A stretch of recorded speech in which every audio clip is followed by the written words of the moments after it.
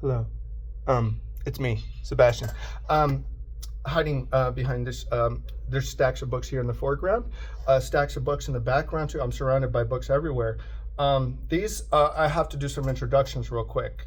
I'm Sebastian, collector, reseller, thrifter. You heard the introduction, maybe. And do you care? Probably not. It's okay. But these are my murder stacks. I call them that because they're the stack of books that will probably eventually fall over and kill me. You gotta live with risk in life. And then I want to introduce you to my newest pal right here. That's Ralph, little Ralph Lauren Bear. So he demands, homages, and you have to say nice things about him. You can say bad things about me. It's okay. I wouldn't take it personally. But if you started insulting Ralph, I would be upset. So don't upset me. Now in this video here, I'm going to share some of my recent book finds. Per usual, it's a lot of vintage. There's some art books. There's some good ones, actually. Believe it or not, sometimes I stumble on good stuff.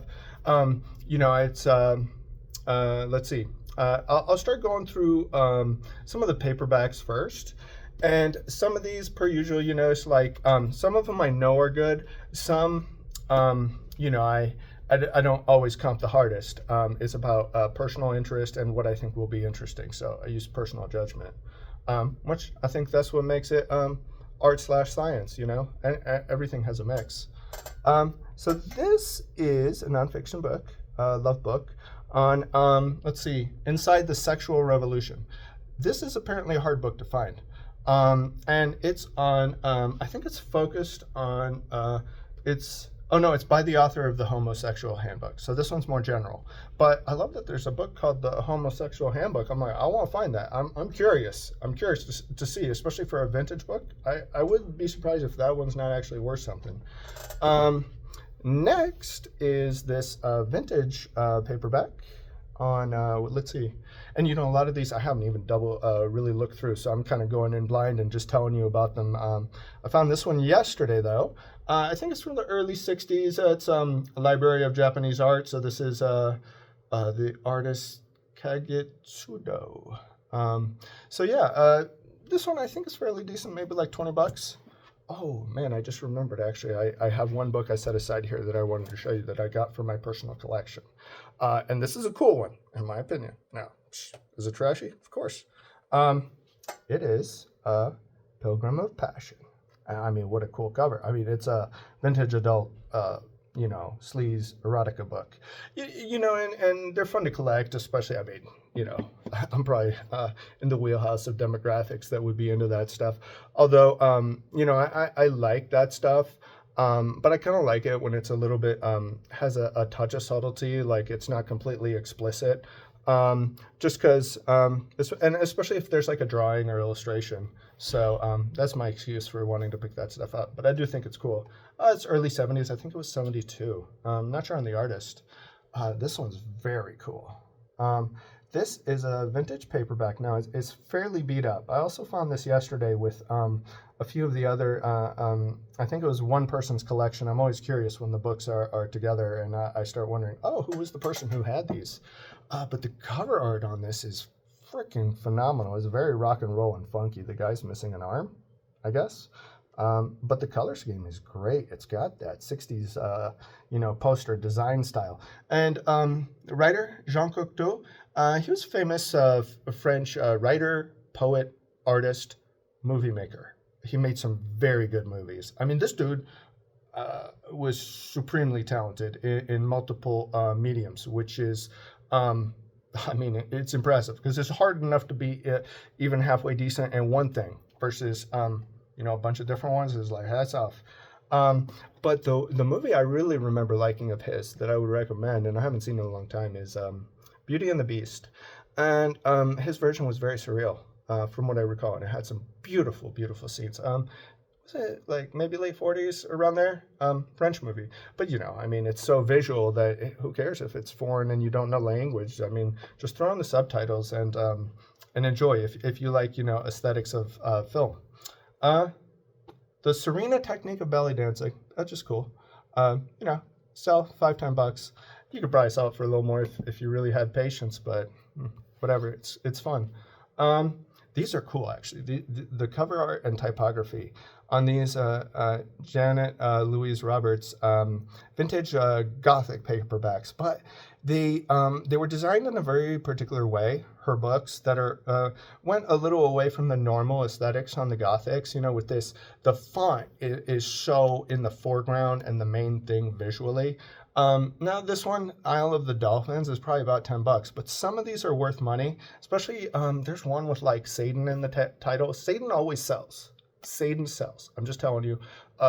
That's a basic rule of thumb is Satan tends to sell, witches tend to sell, sex tends to sell. Like that Pilgrim's Passion book I got. I mean, I actually paid 50 bucks for it. So, someone got paid on it. So good for them.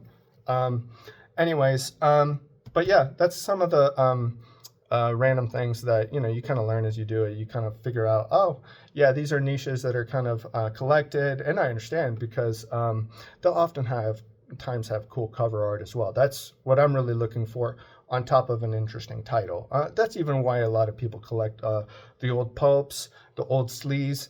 They're not going to read it. They don't care. It's about the title is fun or and stuff like that. Now, I've never read Merritt.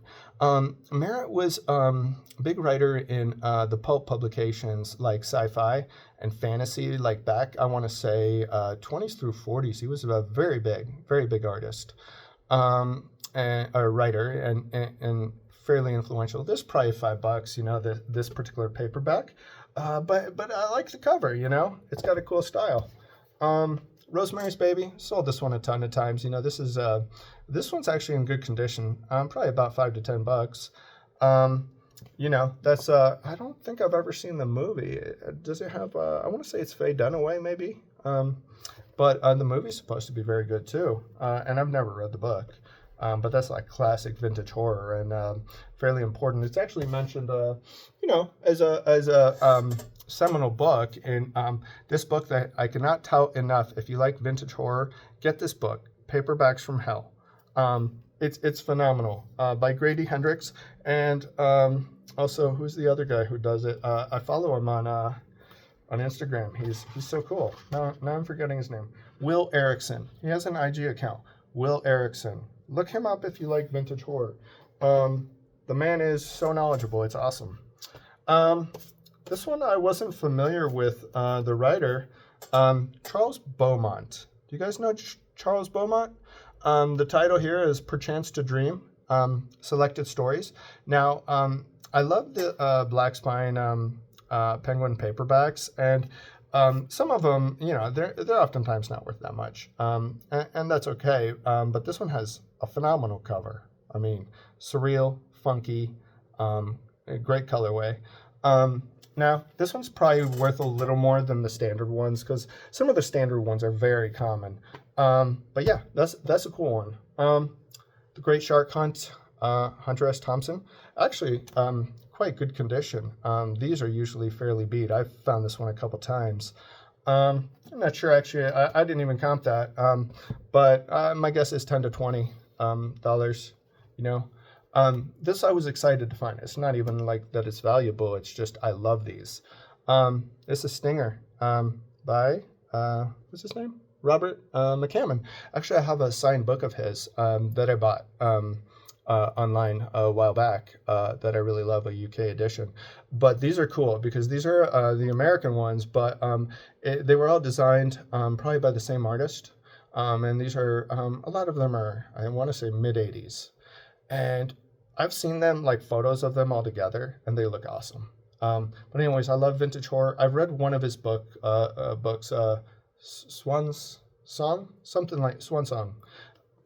I really loved it. I think I've read it twice even. But I couldn't find any of his other books in audiobook. Actually, I'll check Audible actually, because I'd be curious to read some of his other stuff. This is a vintage On the Road Jack Kerouac with a pretty cool cover art right there. And this is in good condition. I'd found another one way back, when I was first starting to just thrift for books in general, but it was very beat up. So I've never found this otherwise. Now I'll tell you, this one is 17th printing. They're not really giving me the year anywhere, but I'm guessing maybe late 60s on that. Oh yeah, wait. Let me keep finding the paperbacks here and make sure I am not. Oh, I left some of the art books over there. That's what I was trying to also orient myself in terms of how I'm going to show stuff. Heretics of Dune by Frank Herbert. I just love this cover with the giant sandworm. Of course, he's very popular. I mean, I'll sell this for $5, which is a little under market, but I like finding Frank Herbert stuff. I like those editions, particularly. Those are mid-'80s Ace. I just like those. So yeah, anyways, Frank Herbert, cool. I read Dune. I love the world building. Do I love the writing and everything? Not as much, but it's. I mean, who am I to critique like kind of this like amazing work? I don't mean it to be a vicious critique. I just mean for me, it's like the style's not what it's about. It's about the ideas in the book and the world building. That's what it's about. So yeah. These are cool, actually. These can be so funky. The Astrological Cookbook. I mean, this is 70s. I mean, they were really into the wacky stuff in the 70s. This stuff sells, especially if it's rare enough and it's in good condition. But as humans, we've always been into wacky stuff. We need a different type of frameworks to help us navigate the maelstrom of the world, I like to think. So long as what you're doing is not hurting others and serving yourself and helping you stay stable, that's what counts. Speaking of, and this must have been the same collection, I swear, self-hypnosis, helping yourself with self-hypnosis, it's like the cover, though. Come on, that's good, too. I mean, this book is like, I would totally display that, I mean, that's why I figure a lot of people would get that. It's for the display. The vibes, Ecstasy and Me. This is a great, surrealist style, Art Deco era photo right there of, I can't even remember. Hedy Lamarr. Yeah. Oh, I think she was kind of a genius person, supposedly, is what I'm seeming to recall. She did some science stuff. I mean, legit science stuff. But this one, it's like $10. I'm most of those I'll list on Pengo. But I just think it's very cool. Oh, hopefully I don't knock the camera over there. I didn't organize myself very well here. You can tell. I'm a disaster. It's all right. Adds character. That's my excuse. Okay. Graham Greene, The Quiet American. Vintage Penguin, Orange Spine. Read this in high school. What I remember about this? How recklessly naive Americans are when it comes to foreign policy and ideals. And using ideals to mask actually serving oneself. I mean, it's not like the Americans are the only ones that do this. I'm a believer in kind of realpolitik when it comes to foreign policy. I mean, it's like power speaks. That's just the way it is. But anyways, that's a great book on Vietnam War. And kind of the Americans kind of going in, after the French had gotten their asses kicked. And we're going to have to joke about the French again being terrible at all the military stuff. But to be fair, the Vietnamese were incredible fighters, incredibly resilient. And, I've read a decent amount of books on the Vietnam War, even first-person accounts. And I'm like, God damn it. That's definitely a war I would not have wanted to fight in. I mean, there's most wars I'd be definitely don't want to, but World War I, Vietnam. Those two kind of stand out to me as oh my God, terrible. I mean, all war is terrible. Come on. Agatha Christie, vintage paperback. Never found this one, but it's Dell. So probably mid-late 50s. I like finding the Agatha Christie's because they're not valuable, really.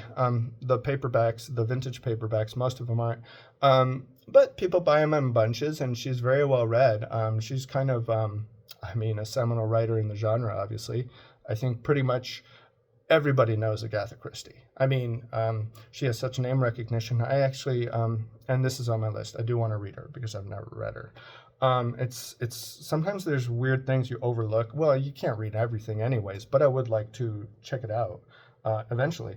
This is another one with the astrology sort of stuff, the funk stuff. This is tarot, mastering the tarot. So it's got illustrations. You know what I love with tarot personally is the art and illustration. There's some really cool work. And you know, there's contemporary artists that do their takes on it and spins, and it's very fun. This one, you know, I found another edition of this one, and it just has it's just a great cover. And it's probably mid-70s, is my guess. I don't even know value. I thought it looked cool.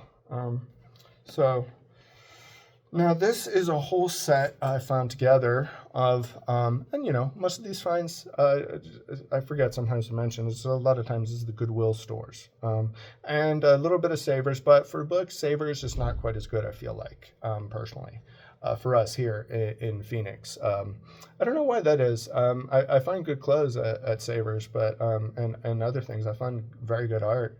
But for books, it's really tough. But anyways, these have a deep place in my heart. It's a lot of the 90s YA kind of suspense horror like R.L. Stine. And you know, for me, these are about like the cover art. And they're often very, very much of their time and place. You know, and you see with the fonts and everything, a lot of people collect these. There are key issues within the genre that are worth money, but most are not necessarily really valuable. And then you got a couple other different ones here. It was all, you know, either a bookseller or someone's collection. You know, these would be very fun to collect. The whole set, point horror, scholastic. Oh yeah, I love this one. Look at that creepy doll. I really love it when people do like creepy doll paperback cover collections, and yeah. So, anyways, I would definitely consider it. I'm doing enough things though as it is. So collecting wise, I mean, you see I got my adult sleeves collection. What else do I got going? I got some other ones. I do have a vintage horror paperback collection. It's not too big actually, so. That's actually good. I try and keep certain collecting things tight. Like I do collect them, but I'm gonna be very like have strong parameters on what I keep or what I pick up for myself. Now this is cool. This one I did just read, and I miscalled it Back to Eden the other day because there's this book I pick up all the time, Back to Eden. It's like a vintage health book, like natural health, and it always sells well. So I'm so used to just like thinking of it that way, Back to Eden instead of East of Eden. So I don't know, it's just funny. So yeah, this is a vintage hardcover. You know, this one probably $30-40. So you know, that's good. This has a great cover, vintage paperback.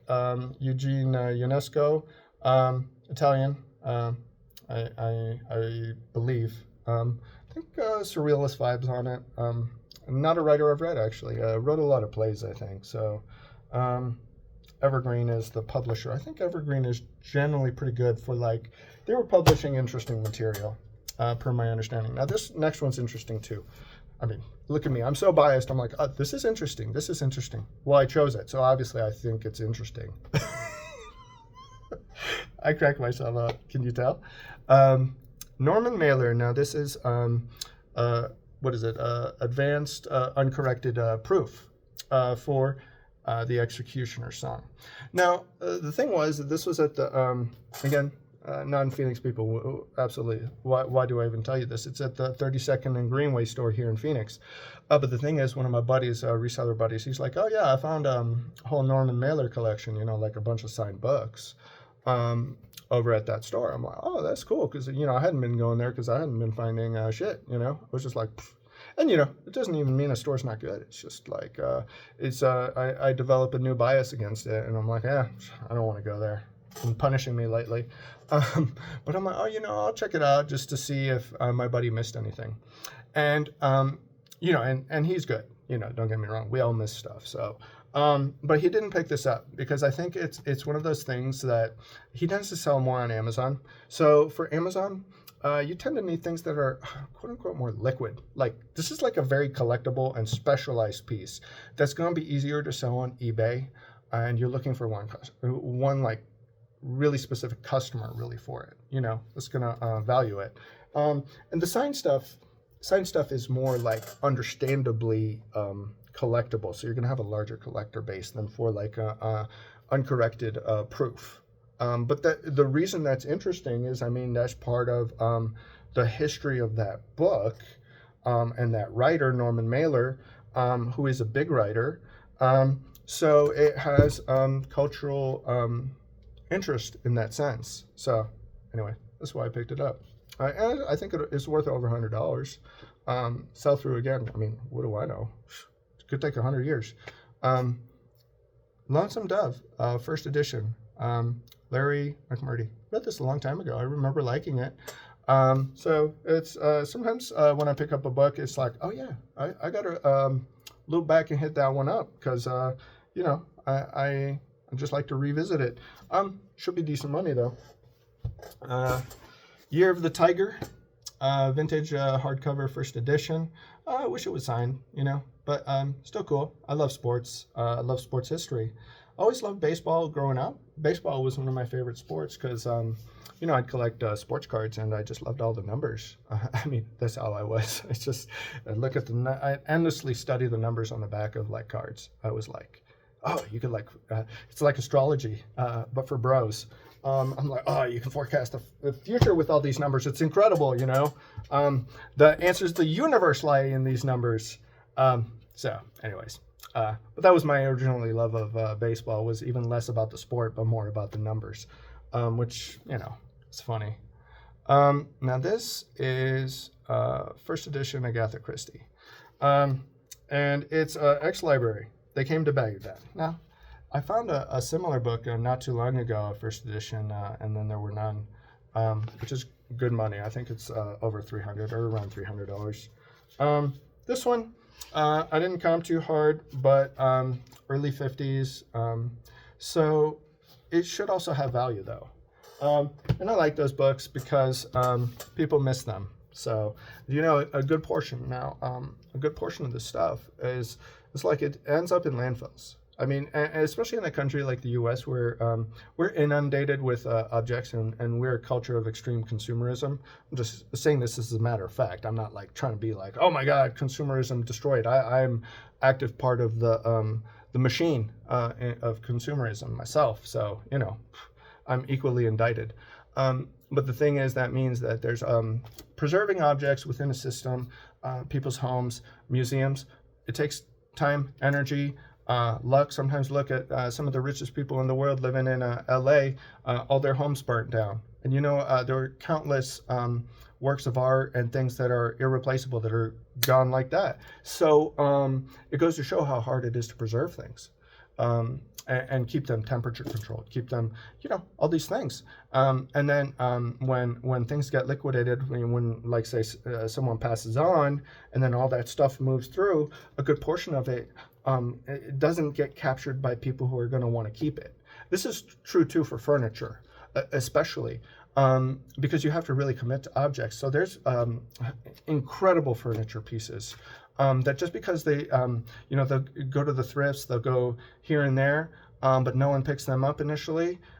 Those things end up getting destroyed in landfills. And this is stuff that's like handcrafted too, a lot of it, which to me is such a pity, but it goes to show how hard it is to preserve. Also, like if the next generation, I mean, this is getting into so many random asides, but say Gen Z, if they don't have as much money, space for their houses or interest or to pick up that stuff and commit to it, it's going to filter through and be gone. But lowers the supply, and eventually the values on some of that stuff will rise back up, and then that'll incentivize preservation. But it's tricky. It's interesting, the dynamics of material preservation. Basically, I'm sure people study that, but back to the books. Black on Black. This is a book, commentaries by Negro Americans, probably on their experience and everything. This one, probably $60, $70. It's in good condition. It's ex-library, but good condition. Next, this is like a unique edition, a modern edition of Proust's Remembrance of Things Past, one of the later books. Maybe this is the fourth book, I want to say, Sodom and Gomorrah. It's a new translation by John Sturrock. Actually, didn't know there was a new translation. I love Proust. I could go on and on about Proust. He's a very weird person, or was a weird person. In my previous video, I talked about, how I was curious about Hemingway and Steinbeck, if they were buddies. And it turns out they were kind of rivals and they didn't really like one another or get along. Well, there's a funny story about Proust and one of his writing contemporaries, giants, James Joyce. They were not friends. And I think James Joyce, came from a different background. Proust was like aristocrat, so a very particular dude. Proust is, I understand why someone wouldn't like Proust. It's very particular. It must be magic. Now, this is like a vintage children's book, but it's got kind of a witch on the cover. Let's see when it's from. I want to say like mid-late 50s. Can I find it quickly? Probably not. Probably not. Come on, man. 62. So a little later. But it has cool cover art and good illustrations in there, so it actually sells pretty decent from what I was seeing. The Road, Cormac McCarthy, first edition. Great book. Frankly, horrifying. But I love McCarthy's writing. I mean, like a lot of dudes. He's interesting because what I was reading about him, like on various sites, is he seems to be an entryway for a lot of younger men who get into higher lit. It was just interesting that's like, that's their gateway, and that's who it appeals to. So it's always interesting to see who a particular author, the demographics that tend to gravitate towards their work, and wondering why. What are the reasons? So it's just always interesting. Thomas Pynchon, Inherent Vice, first edition. I think $15-20. Pynchon. I remember. I tried to read Gravity's Rainbow when I was like 17. I even got the guide to Gravity's Rainbow. I was like so lost in that thing. I mean, it's the only other thing I ever read of his was Crying of Lot 49, something like that. That one I remember liking, but Gravity's Rainbow was like, I'm never doing that again. That's probably why I haven't wanted to read Finnegan's Wake or Ulysses, because I'm like, I'm done with that bullshit. I don't want to do modern, like super modernish or postmodern. I'm getting all excited. Let me grab some of the larger art books and stuff here. But I don't know. What do you guys think on those writers? Do you like them? Like, James Joyce and Pynchon? You guys do them? One of my good buddies I actually met at a dog park because he was reading, I want to say Mason and Dixon by Pynchon.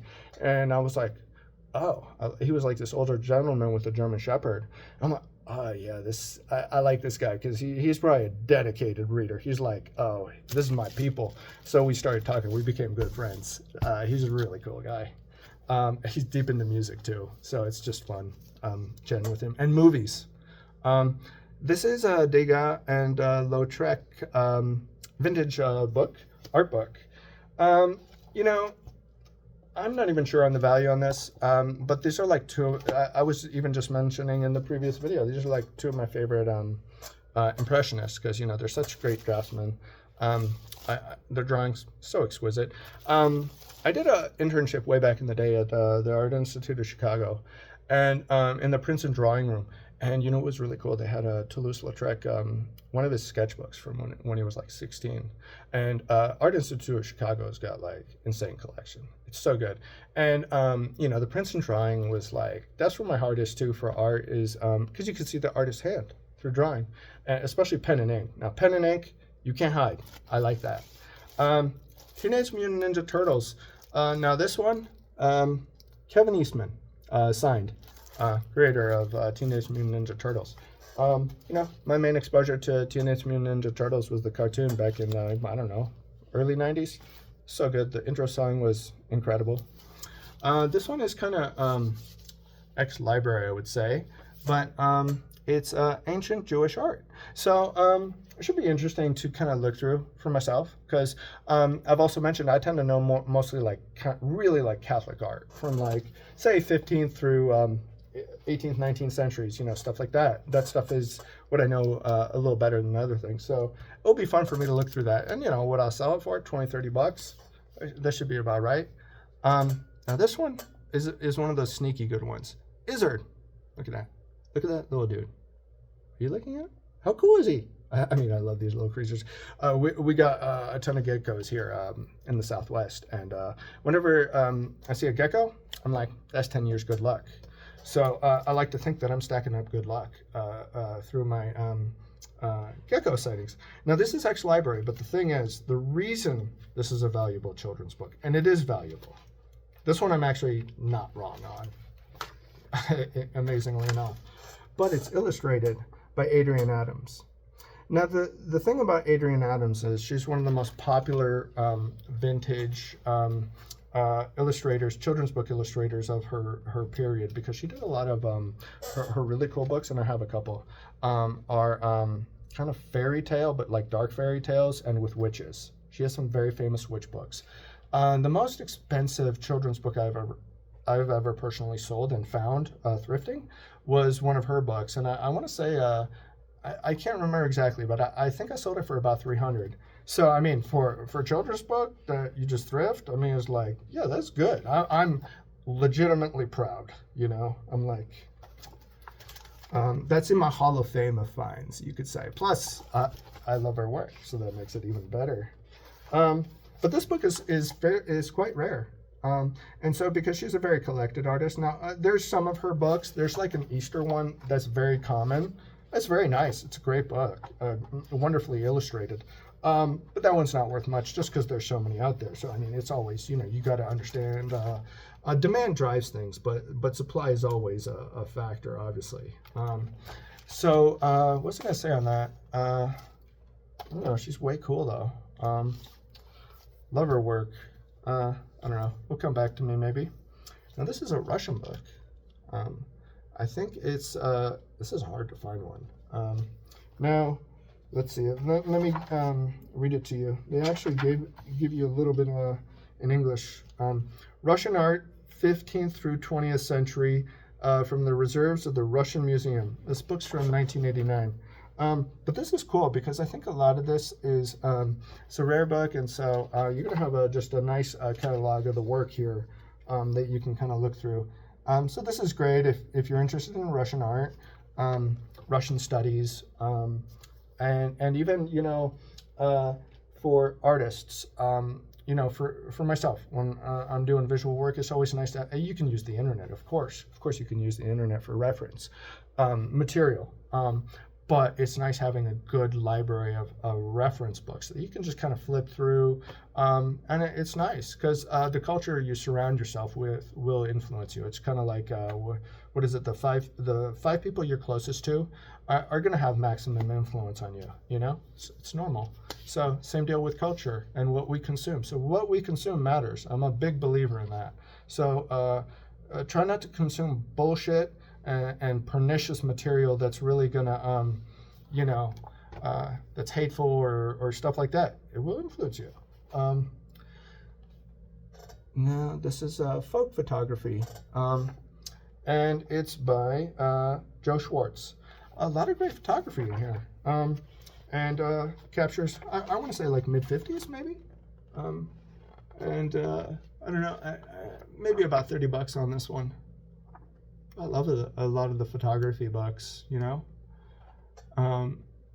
especially when it's a window into, previous time and place, how people were living. And speaking of, this is actually one of my favorite finds, and I couldn't count this. I mean, this is a very rare book.